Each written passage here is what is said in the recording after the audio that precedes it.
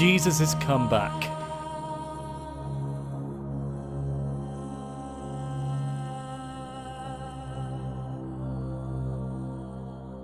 أعزائنا المشاهدين، مشاهدي قناة البشارة السارة في كل أنحاء العالم، برحب بكم في الحلقة رقم 6 من برنامج جرس إنذار وتفسير لسفر الرؤيا. كان الحلقة اللي فاتت كنا وقفنا عند في رؤية 2 وفي عدد 4، والنهاردة هنكمل مع بعضينا في عدد 5. أتمنى أنك أنت يعني تكون معايا وهنقول بعض الآيات عشان ندعم بيها الكلام اللي احنا بنقوله، وتبقى دي يعني حصيلة عندنا. في عدد 5 بيقول الكتاب: فأذكر من أين سقطت وتب. وطبعا دي كان كلام الرب إلى ملاك الكنيسة، بيقول له أذكر من أين سقطت وتب. ودي يعني بداية البركة، بداية الانتصار، هي أني تذكر من أين سقطت والتوب. بيكلم وبيقول له أذكر. وطبعا موضوع الذكر ده يعني أن أنا يعني أقعد مع نفسي وأخد قرار، حتى عشان تكون التوبة بتاعتي توبة عن اقتناع، ما تبقاش توبة عبارة عن يعني حاجة أنا بعملها أو حاجة أنا عايز أقولها أو حاجة أنا يعني مش عارف أنا بعمل إيه. لكن لابد أن أنا أعرف عندما أذكر الوضع، وهو اللي الرب طلبه من ملاك الكنيسة، إنه يقول له أذكر من أين سقطت وتب. وكانت سقوط الكنيسة بتاعة أفسس هي إنه يعني ترك محبة الأولى.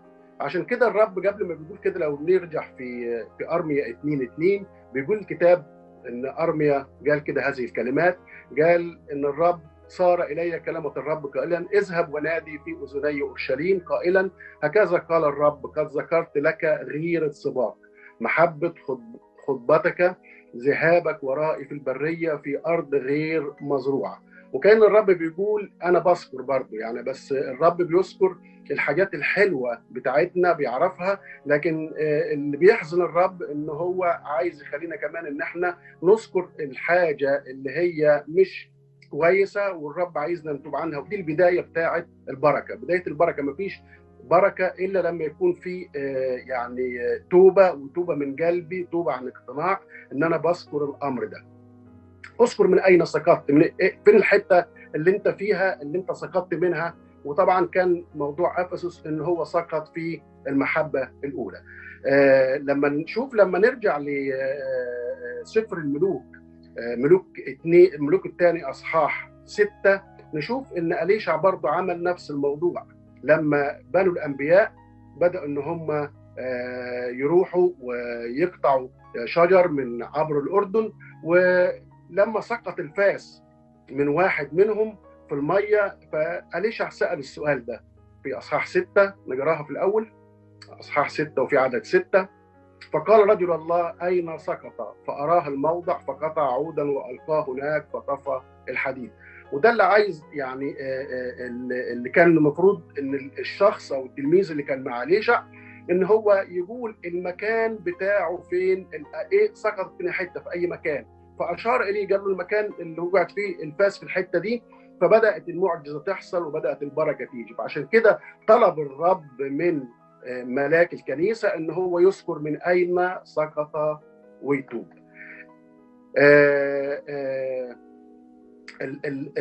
التوبه هي باب البركه.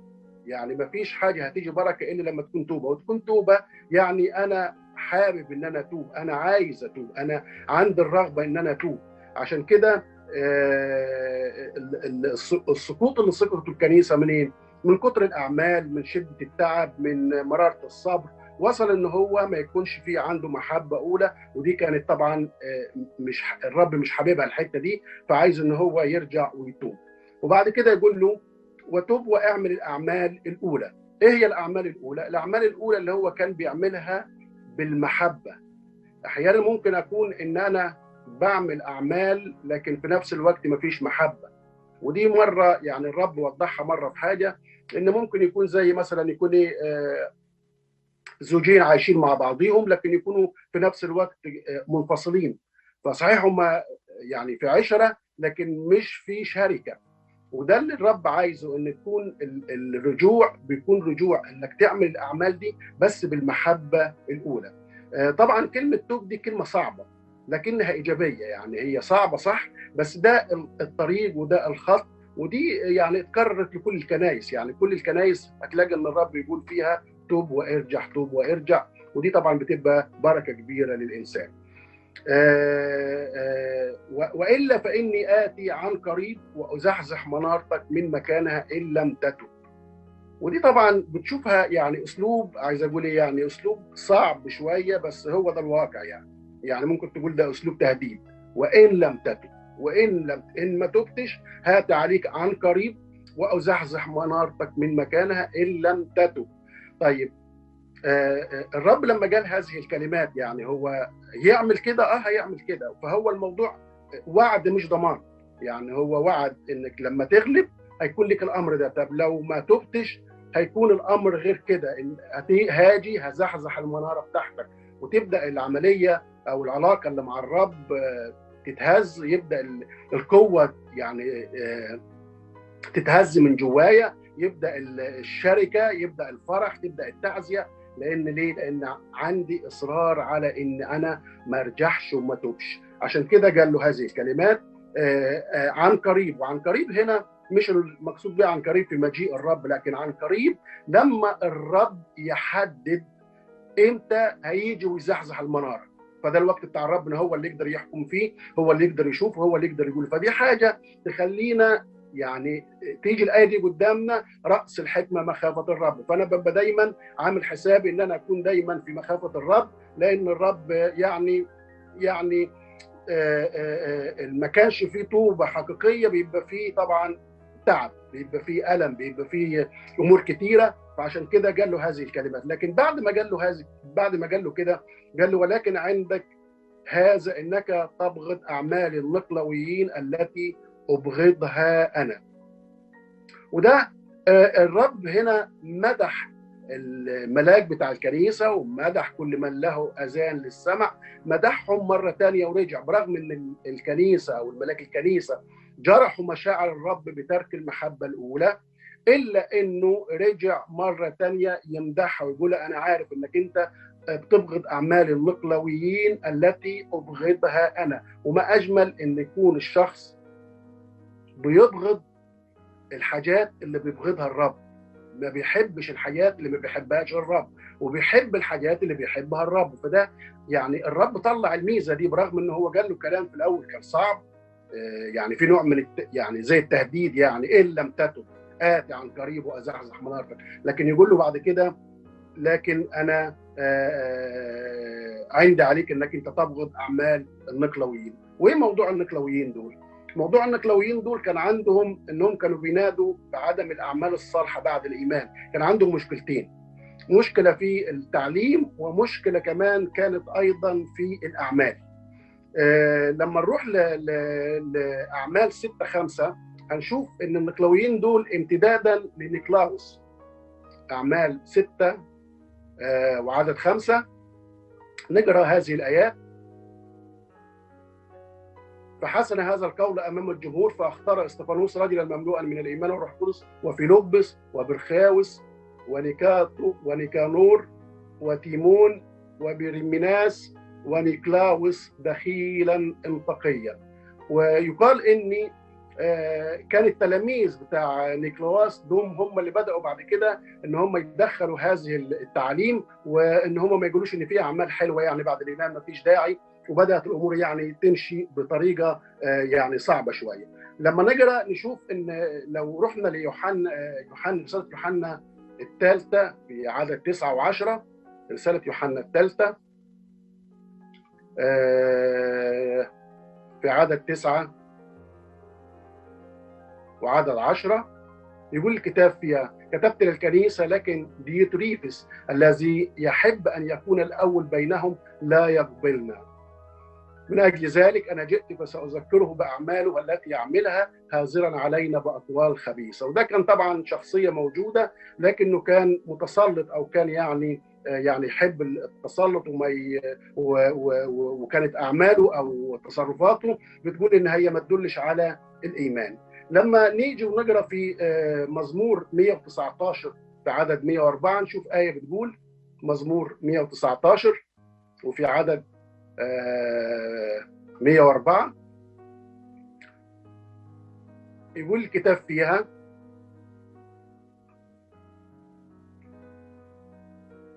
مزمور 119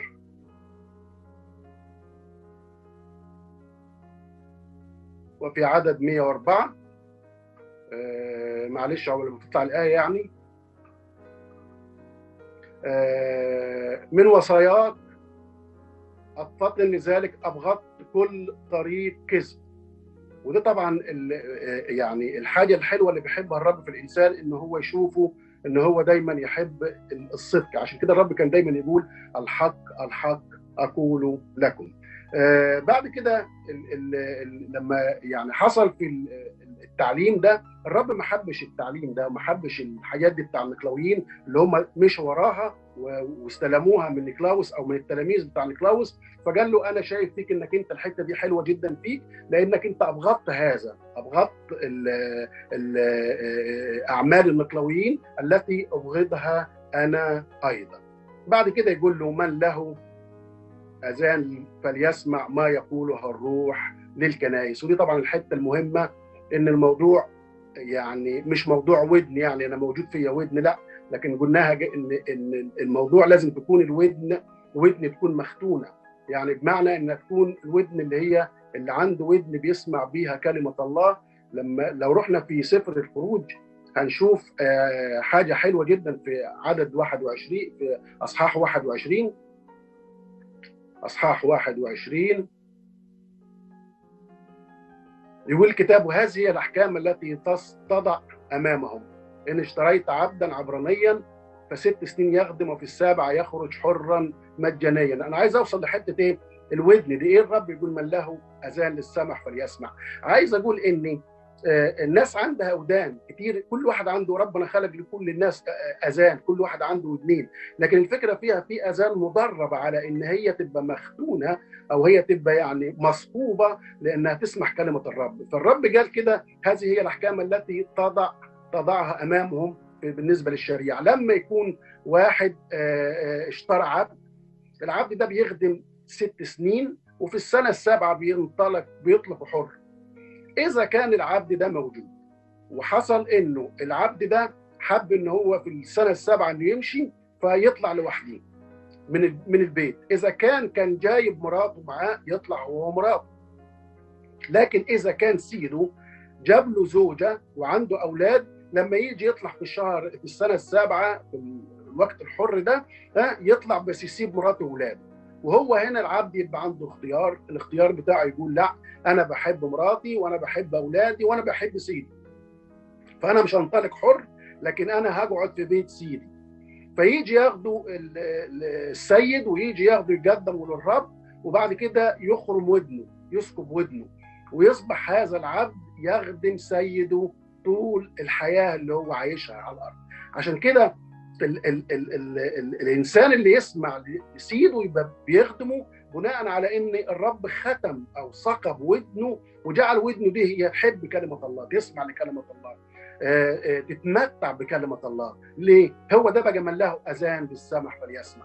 فتلاقي الواحد مثلا ممكن يجي له نور لكن يرفضه، ولا يقول لك لا مش عايز.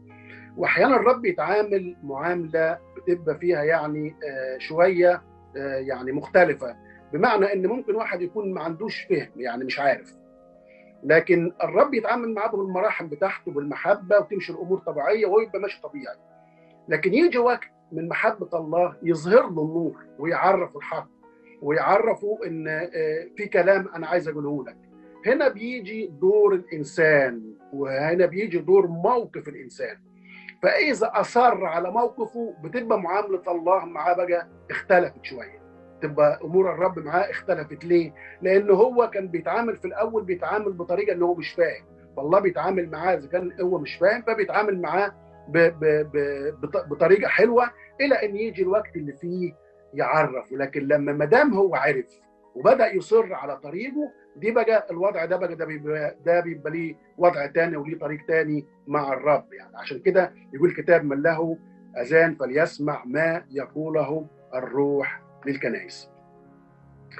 وقلنا طبعا الاذان دي بتوقف على اللي هم ملاك الكنيسه، كل من له اذان، والى كل الكنيسه، كل انسان عنده يعني بيحب الرب عنده اذان فبيسمع كلمه الرب. ودي يعني حاجه الانسان بيحددها وبيعرفها. لما نقرا بعض الايات، مثلا لو رحنا لسفر الامثال وفي اصحاح 8، سفر الامثال يقول الكتاب في اصحاح 8 وفي عدد 34، يقول الكتاب هذه الكلمات: طوبى للإنسان الذي يسمع لي ساهرا كل يوم عند مصارعي حافظا قوائم أبوابي. يا بخت الإنسان اللي يسمع. ودي الكلام اللي قاله الرب في بداية سفر الرؤيا: طوبى لمن يسمع، طوبى لمن يحفظ، طوبى لمن يقرأ. ففي بركة كبيرة في السمع، في بركة كبيرة في الحفظ. وقلنا ان الحفظ ده مش هو حفظ ان انا بحفظ الايات، لكن ده حفظ انا بحط كلمه الله جوايا وبحفظها من اي حاجه تيجي تاخدها مني او تيجي تخليني ارجع عنها، او تيجي تخليني بعد ما عرفت النور وبعد ما عرفت البركه ابدا ارجع تاني. لو شفنا مثلا في رساله يعقوب 1:19، نقرا كمان ايه في رساله يعقوب 1:19. يقول الكتاب: إذا يا أخواتي الأحباء، ليكن كل إنسان مسرعا في الاستماع، مبطئا في التكلم، مبطئا في الغضب. مسرعا في الاستماع يعني يحب يسمع، بطيء في الكلام يعني ما يتكلمش كتير لكن عايز يسمع. وده تلاقي دايما الإنسان اللي عايز يتعلم تلاقيه عنده الصفة دي، فهتلاقيه يتكلم قليل لكن يقعد يسمع كتير. ليه؟ لأنه عايز يتعلم، فيفضل يعني ماسك او مخلي نفسه كده بس مكرس ودنه للسمع اكتر من انه هو يتكلم. ليه؟ عشان عايز يعرف، ودي سبب المعرفه. لكن لما تلاقي مثلا واحد يمكن قبل ما تقول له الكلمه يكون هو قال لك جورنال، انت يعني خد الاول، استفيد الاول. يعني لما كنا نقعد مع خدام، نقعد مع ناس معلمين، نقعد نشتري منهم، ناخد منهم ونتعلم منهم ونبقى قدامهم بناخد منهم. ليه؟ لان انا بتعلم، فانا عايز اتعلم. دي بركه كبيره ان الانسان يكون دايما عنده حب ان هو يتعلم. الودن اللي تسمع هي بتميز اللي بتسمعه، مش اي حاجه. يعني مش اي كلام يجي يخش في وداني انا باخده وبقول ماشي، ما هو خلاص بقى يعني انا سمعت والامور ماشيه. لا، لكن لما تكون ودني مدربه او يعني بتحب كلمه الله، لما يجي لي اي حاجه بيبقى عندي يعني زي تحليل ليها، بيبقى عندي زي امتحان ليها. عشان كده الكتاب يقول امتحنوا، فتيجي حاجات قدامي لابد ان انا امتحنها. بعد كده قال له: من يغلب فسأعطيه أن يأكل من شجرة الحياة التي في وسط فردوس الله. وهنيجي بقى هنا، الإخوة قالوا لي مرة، في بعض الإخوة يعني قالوا لي: طب إحنا عايزين نخش في الحياة الحلوة بقى بتاع سفر الرؤيا دي، الحياة الجامدة دي. ويعني إحنا هنبدأ سنة سنة. يعني المرات اللي فاتت دي كلها دي كانت بتتكلم يعني عن سفر الرؤيا هو والرب عايز يوضحه إزاي وابن الإنسان. لكن بعد كده هنخش بقى في الحاجات اللي هي يعني فيها مسؤولية، فيها مسؤوليه وليك امتياز. ان شلت المسؤوليه هتاخد الامتياز، تخليت عن المسؤوليه تخليت عن الامتياز. دي حاجه ترجع للانسان في انه هو لما يفهم بيمشي على هذا الامر. فالامر هنا قال له: من يغلب فساعطيه ان ياكل من شجره الحياه التي في وسط فردوس الله. ولما نيجي بقى هنقف عند حته من يغلب، لان من يغلب دي هيقولها للسبع كنايس كله. ومعنى كلمة من يغلب يعني أنا ممكن أكون أغلب وممكن ما أكونش أغلب، ممكن أكون غالب وممكن أكون مغلوب. لما يقول من يغلب يعني معنى ذلك إن في الحياة عندي معارك، في الحياه عندي عدو، في الحياه عندي امور كتيره هقابلها، وهبدا ان انا بقى يعني ايه اخش في المعارك دي، لان مفيش حاجه اسمها غلبه بدون معارك. فاذا كان واحد ما عندوش معارك يبقى ما عندوش عدو. اجيله من المعارك، ما هو ما عندوش عدو، هيحاربه ليه؟ فاذا شاف يعني الشيطان ان في انسان مؤمن لكن ما عندوش غيره على عمل الله، ما عندوش قلب انه يعمل عمل الله، ما عندوش ان هو عايز يعرف، ما عندوش ان هو عايز يخدم الرب، ما عندوش اي حاجه، ما عندوش اي هدف، هو بس عايش يا رب اشكرك واحمدك واباركك وانت حلو وخلي بالك مني واحنا ماشيين على كده، لكن ما عندوش استعداد ان هو يخدم الرب او يخش في الخدمه او يحط كتفه في عمل الله، ما عندوش. فالشيطان يسيبه يقول ده اتعارك معاه، لا ده يعني ده ما ده هو خليه كده حلو، لانه ده لا مسبب لي انا خطر ولا انا كمان هقعد يعني اشاكس معاه. لكن الشيطان يشوف واحد اذا لقاه ان هو عايز او شاف جوه حياته ان هو عايز ان هو يخدم الرب وعايز يجري مع الرب وعايز يعمل امور، يقول لك هو ده اللي انا اشتغل معاه. طيب هنا يقول من يغلب. عايز احط صوره لحته من يغلب. من يغلب يعني ممكن اكون معرض ان انا اتغلبت، بس هو الفكره هنا هل انا هفضل حابب ان انا اكون مغلوب، ولا اقدر، ولا انا عايز اطلع من ان انا اكون مغلوب ابقى غالب؟ الرب هيديني غلبه اذا شاف فيا انا عايز انتقل من ان انا اكون مغلوب الى ان انا غالب. وما ده معناته ايه؟ معناته ان اول كنيسه هي كنيسه افسس اتكلم فيها عن العيب اللي عندهم انك انت تركت محبتك الاولى. فانا ممكن يجي دلوقتي الروح القدس يكلمني انت دلوقتي كيف معاملتك مع الرب؟ هل انت بتحب الرب من كل قلبك؟ يعني في محبه؟ فابدا ابحث نفسي بقى، انا بحب الرب من كل قلبي؟ انا بحب الرب زي زمان؟ انا عندي المحبه بتاعت الرب زي زمان لما كنت بخدم بفرح وبجري وبحبه وبقعد اصلي معاه، ولا انا في عزله منه، انا ماشي معاه لكن بعيد عنه؟ فدي حاجه من ضمن المعارك اللي عندي.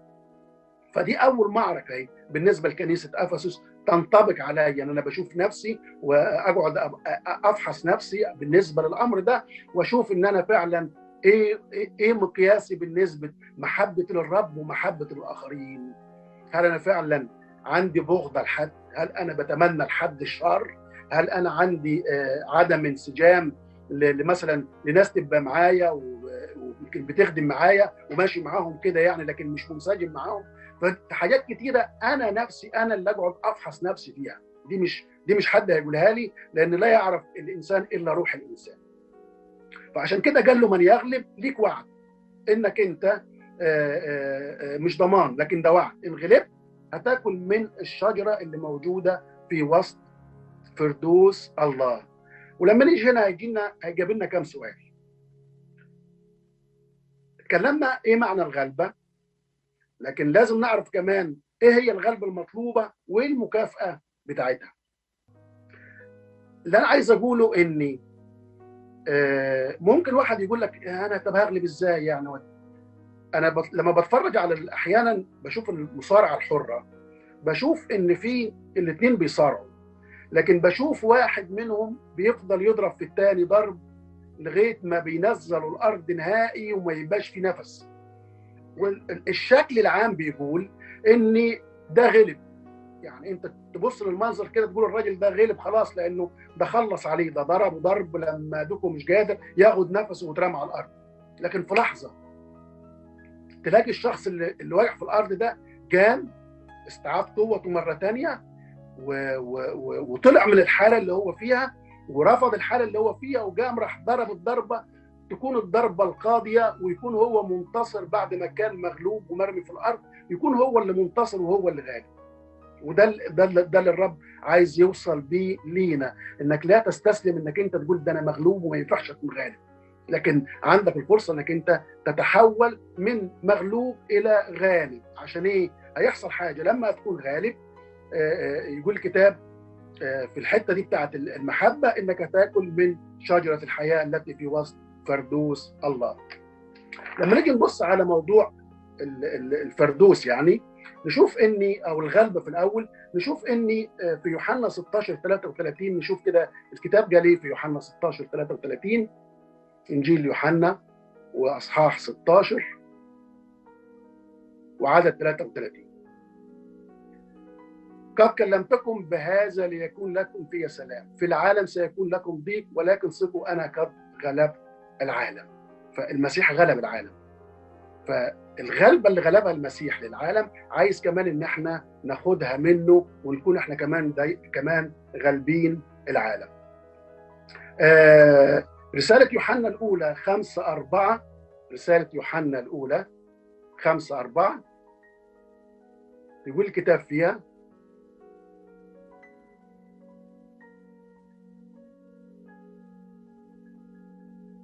طوبى للحزانة، طوبى للجياع البر لأنهم يشبعون، طوبى للرحماء لأنهم يرحمون. لا يوحنا، سوري، دي متى، إنجيل يوحنا وأصحاح 5، رسالة يوحنا الأولى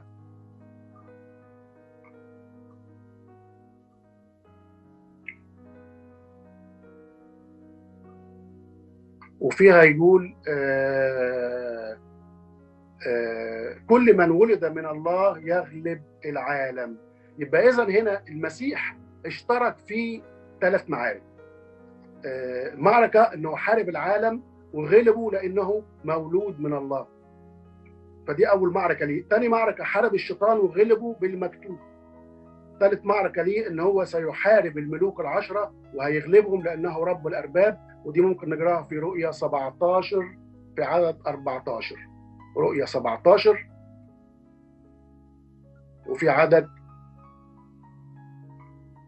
14 يقول الكتاب: هؤلاء سيحاربون الخروف والخروف يغلبهم لأنه رب الأرباب وملك الملوك والذين معه مدعون ومختارون ومؤمنون. إذن هيحارب الرب، هم هيحاربوا الخروف لكن الخروف هيغلبهم. ودي الحاجة اللي بتدينا إن احنا عايشين مع إله غالب. بس هو الإنسان لما يحب إن هو يغلب عشان ياكل من شجرة الحياة، هو هيكون بعد كده عنده الفكرة أو عنده القوة إن هو ياخد الأمر ده من الرب.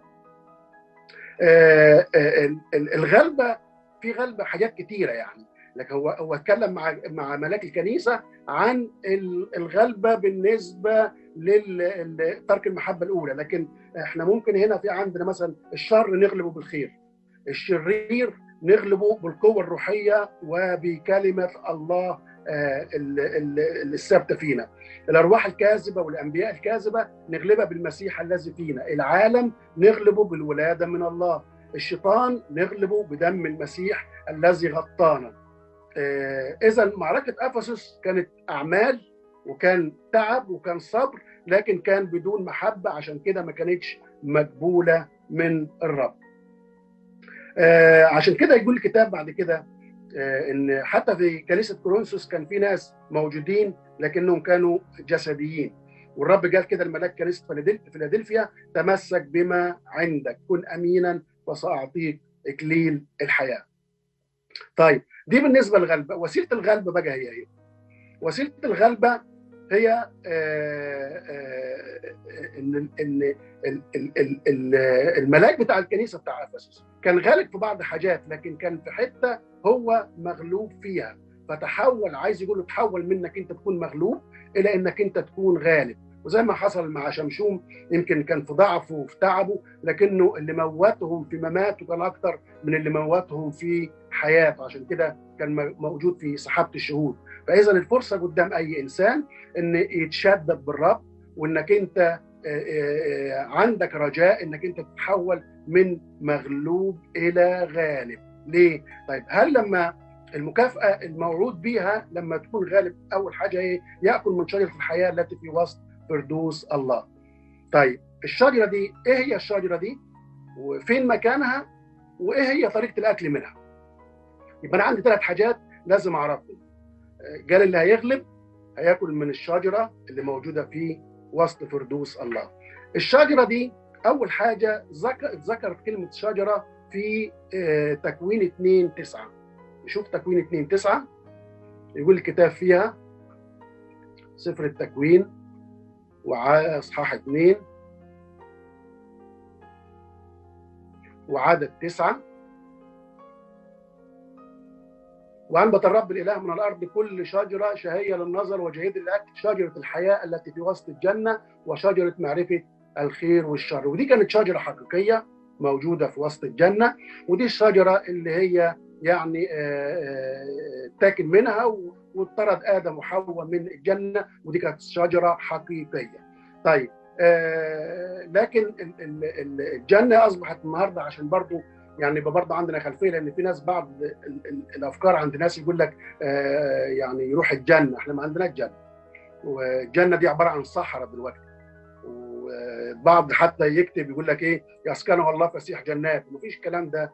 الجنه ما فيش، خلاص كانت موجوده، لكن لما جه الطوفان خلص الطوفان على موضوع الجنه، واصبحت الجنه دي ارض يعني كده ايه، صحراء، ارض جبال، ارض اي حاجه. المهم ان ما فيش فيها يعني طريق، او ما فيش فيها زي ما مكتوب اني زي ما بيفكروا الناس. طيب الشجره دي الثانيه دي اللي قال لما تغلب هتاكل منها، عباره عن ايه؟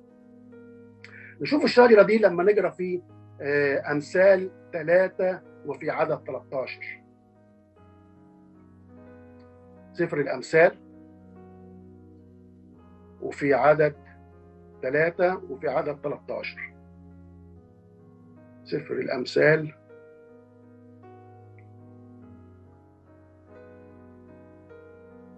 و3 13 يقول الكتاب فيها: طوبى للإنسان الذي يجد الحكمة وللرجل الذي ينال الفهم. يبقى إذن هنا، ولما نقرأ في لغاية 18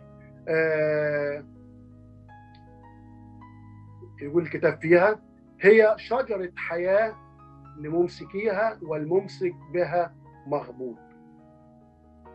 الرب بالحكمة أسس الأرض، أثبت السماوات بالفهم.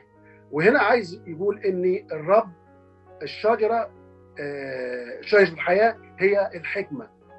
طيب لما نروح لكورنثوس الأولى 1 وفي عدد 30 هنشوف حاجة تانية. كورنثوس الأولى 1، كورنثوس الأولى 1 وفي عدد 30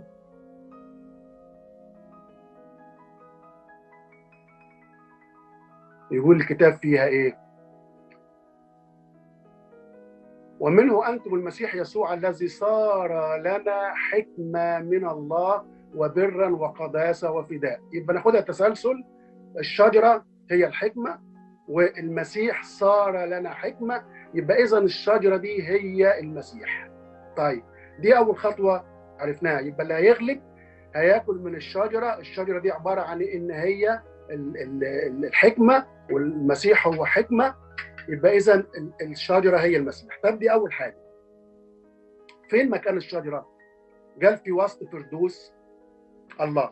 طيب البعض بيفكر أو بيقول إن الفردوس دي يعني في السماء، والدليل إني لما بولس بيقول اختطفت إلى الفردوس.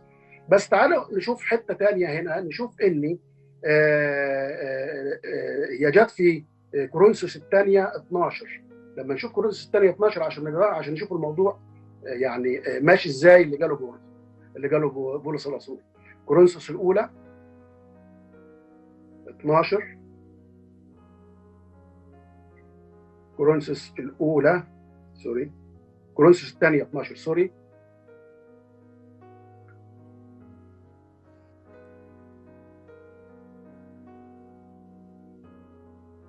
كورنثوس الثانية وفي أصحاح 12 يقول الكتاب فيها: إنه لا يوافقني أن أفتخر فإني آتي إلى مناظر الرب وإعلاناته. يبقى لازم نعرف حاجة هنا، إن بولس الرسول لما راح ما شافش منظر واحد، دي مناظر يعني جمع. مناظر الرب وإعلاناته، في مناظر وفي إعلانات، يعني حاجة بالجمع. أعرف إنسان في المسيح قبل 14 سنة، أفي الجسد لست أعلم أم خارج الجسد لست أعلم، الله يعلم، اختطف هذا إلى السماء الثالثة. ودي حاجة لكن يقول الكتاب كمان هنا انه اختطف واعرف هذا الانسان في الجسد ام خارج الجسد لست اعلم، الله يعلم، انه اختطف الى الفردوس. هنيجي عند كلمه اختطف هي بتبقى في ذهننا دايما كلمه اختطف يعني راح السماء، لكن يقول الكتاب مثلا عن الرب يسوع لما عمل المعجزه وشافوه ان هو عمل حاجه حلوه كده واشبعهم، يقولوا ان هم حبوا ان هم يخطفوه. ومعنى ان هم يخطفوه مش معنى ذلك ان هو يعني ودوه السماء. لما نشوف كمان مره ثانيه يقول الكتاب عن فيلبس لما راح بشر الخصي الحبشي، يقول لك ان خطفوا روح الله، لما خطفوا روح الرب ما خدوش على السماء.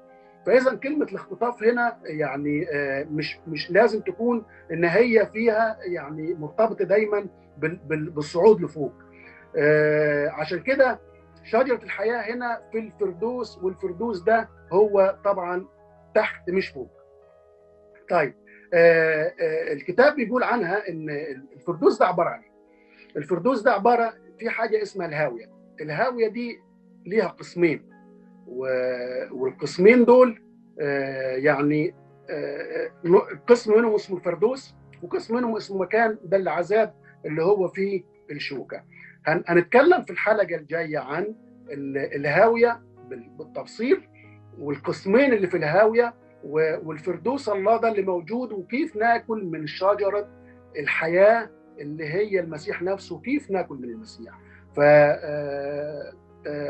اترككم دلوقتي في رعايه الرب، وبنكون وصلنا لنهايه الحلقه، لكن بعد كده في الحلقه الجايه هنتكلم فيها عن موضوع الفردوس وموضوع الهاويه، وهنشوف الفردوس ده في الهاويه ليه، وايه الاقسام اللي في الهاويه تحت. الرب يبارككم ويكون معاكم، والى اللقاء.